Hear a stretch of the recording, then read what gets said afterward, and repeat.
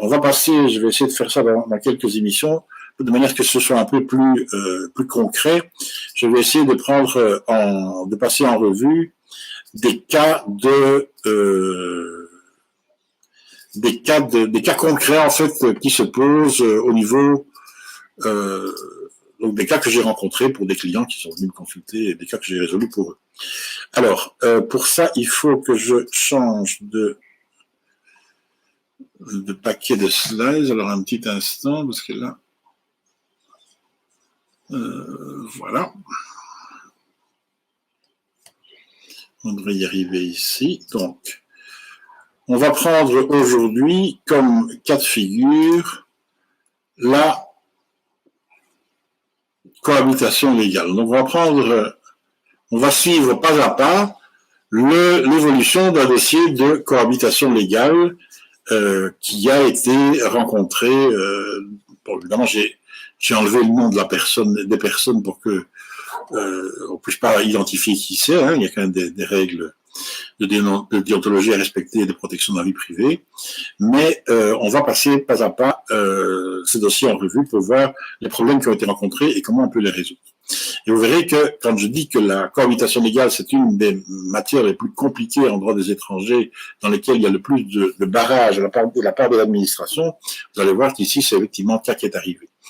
Donc, en fait, il y a deux étapes dans la procédure de séjour, pour obtenir un séjour sur base de la cohabitation légale. Donc, c'est d'une part, il faut créer le lien familial en faisant enregistrer la cohabitation légale, et d'autre part, il faut obtenir le titre de séjour sur base de ça par après. Nous, ce dont on va se préoccuper ici, c'est uniquement aujourd'hui de la création du lien, donc le fait de faire enregistrer la cohabitation légale. On ne va pas s'occuper de l'obtention du titre de séjour. Alors, dans le cadre de la création du lien familial, il y a une précaution à prendre avant d'introduire une demande, donc de manière à ne pas obtenir un ordre de quitter le territoire, ou en tout cas, si on en obtient un qui ne soit pas possibilité de l'exécuter, c'est de faire une demande de régularisation de séjour 9 bis. Pourquoi?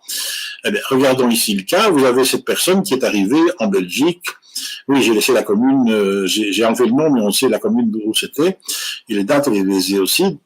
Donc, la personne est arrivée en Belgique en mai 2017. En fait, elle est arrivée en France en mars 2017, pardon.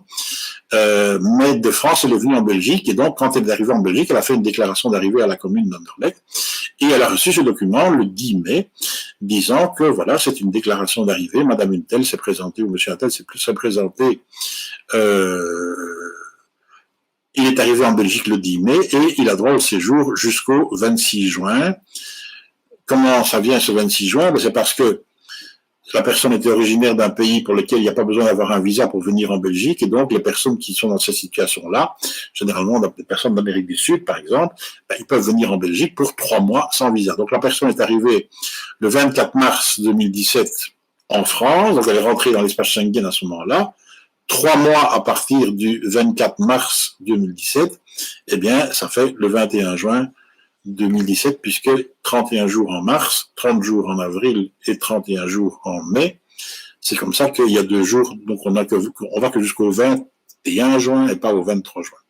Donc la personne a une déclaration d'arrivée et elle va vouloir maintenant faire enregistrer une cohabitation légale. Alors sa déclaration d'arrivée, elle est valable donc jusqu'au 21 juin, et en fait, on sait bien que la procédure de regroupement familial, ça va durer pendant plusieurs mois. Donc ce qu'on fait, puisqu'il y aura une enquête, ce qu'on fait d'abord, donc, c'est introduire une demande de régularisation de séjour sur base d'article 9 bis, une demande bidon, et donc dans ce cas-là, j'avais fait ça le 1er août 2017, on a introduit une demande de régularisation 9 bis, et suite à ça, avec l'enquête de l'agent de quartier, on a reçu un accusé de réception, une attestation de réception, très important d'avoir ce document, une attestation de réception qui a été établie au mois de septembre 2017, donc le mois suivant, c'est environ le temps du contrôle d'adresse.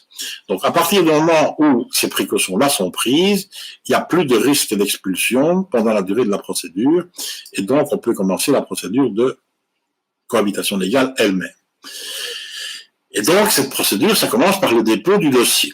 Donc, en fait, on va voir que on dépose le dossier, la commune doit remettre un récépissé.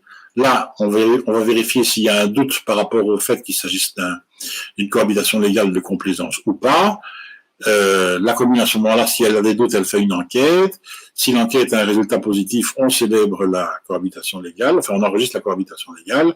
Si par contre, l'enquête est négative, on refuse. Alors, on va voir que dans ce cas-ci, on est passé par tous les stades les plus compliqués, c'est-à-dire qu'en fait, ce qui est arrivé, c'est que la commune a eu des doutes. On va voir d'abord qu'il y a eu des problèmes au niveau du dépôt du dossier, qu'il y a eu des problèmes au niveau de la remise du récépissé, que la commune a eu des doutes, qu'elle a fait l'enquête, qui a duré les 5 mois, que l'enquête a été négative, on a dû aller au tribunal, et que le tribunal, on a même dû aller devant la cour, parce qu'en fait, donc on a eu gain de cause au tribunal, mais la commune a fait appel, on a dû aller devant la cour d'appel de Bruxelles, on a gagné le procès, et en fin de compte, la cohabitation légale a été enregistrée, et donc, c'est un des exemples, ici évidemment c'est un exemple dans lequel on a tous les problèmes qui peuvent se présenter en même temps, et c'est pour vous montrer que c'est pas tout à fait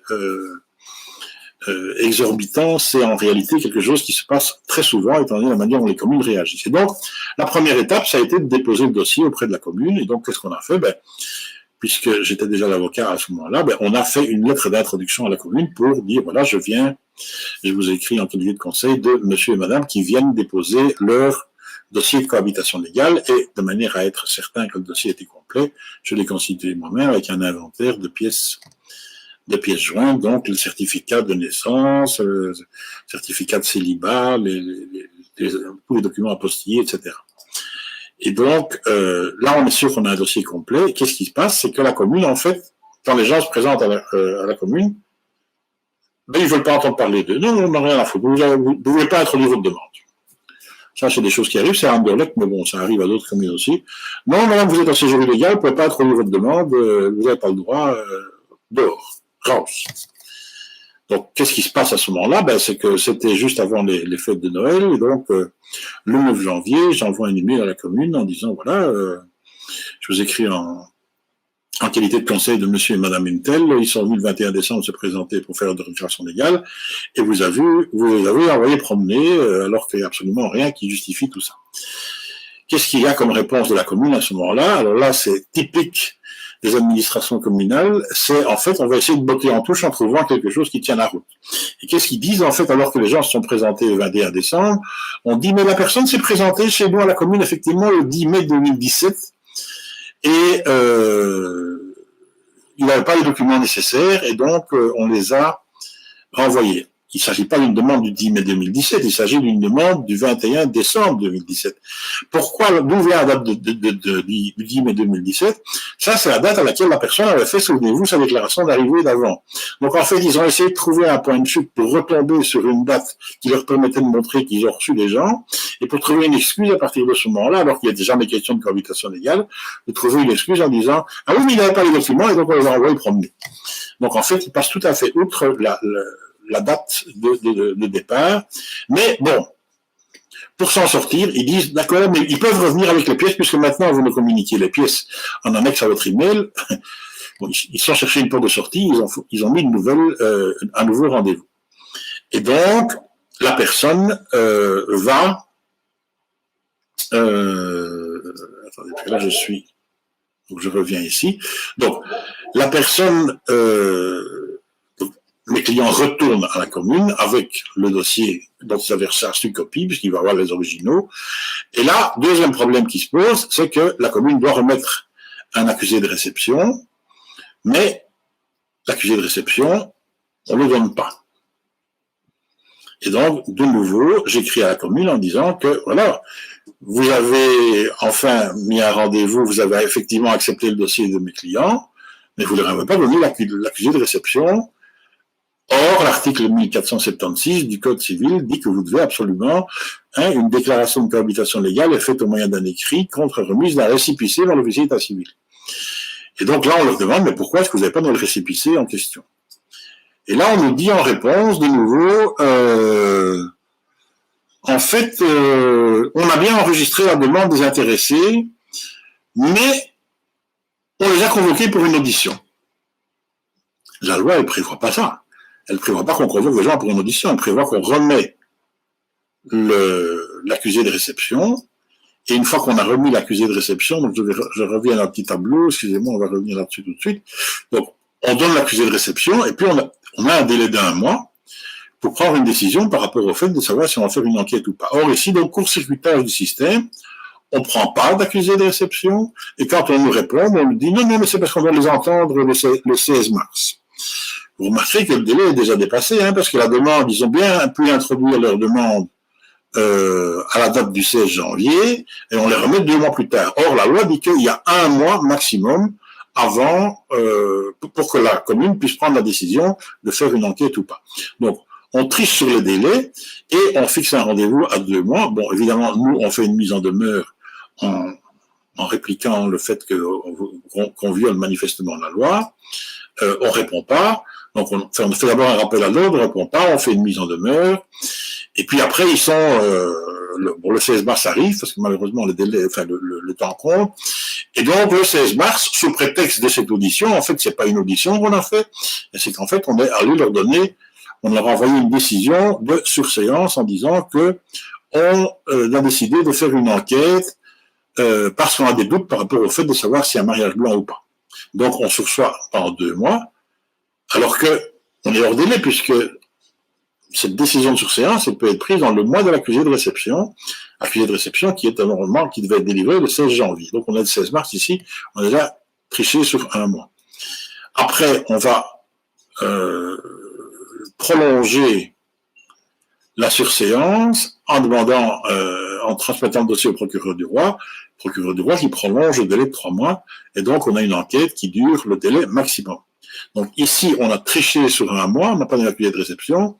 Maintenant, à partir du moment où on a donné la surséance, on a la preuve que le dossier a été introduit, donc ça vaut plus la peine de continuer à faire pression sur la commune, puisque on sait bien que maintenant, on s'est prouvé, si jamais il y avait un problème, on s'est prouvé qu'il y a une procédure de cohabitation légale en cours, donc il n'y a plus besoin de, comment dirais-je, de se bagarrer avec la commune, on va attendre que le délai se passe. Qu'est-ce qui se passe une fois l'enquête est terminée? Est-ce que l'enquête est OK ou pas? Ben non, l'enquête est négative, on nous dit, voilà, nous refusons l'enregistrement de la cohabitation légale. Pour la petite histoire, il s'agissait d'une famille dans laquelle les 2 personnes avaient déjà un enfant de 8 ans. Donc, en fait, il s'agissait d'enregistrer une cohabitation légale alors qu'il y avait déjà un enfant de 8 ans, mais c'est une cohabitation légale de complaisance, évidemment.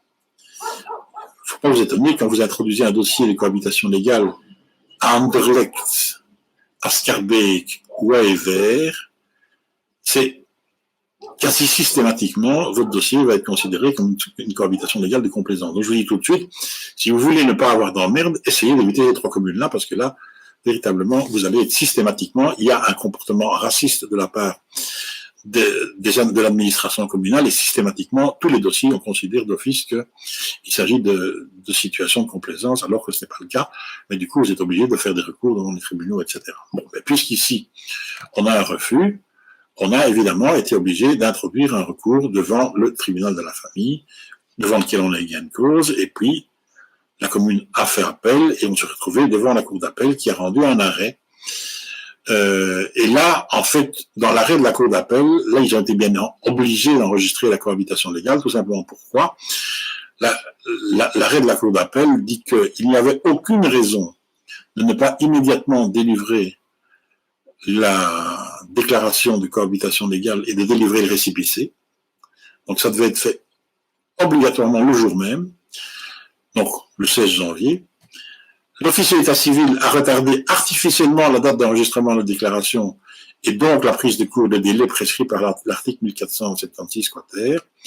Et donc la décision de refus est tardive, puisque tout a été retardé, et l'officier d'état civil est condamné à enregistrer sans délai la décision de cohabitation légale. Donc heureusement, en Belgique, on a des tribunaux qui appliquent la loi, mais en réalité, le problème est que vous allez vous trouver énormément souvent confronté à des problèmes pareils.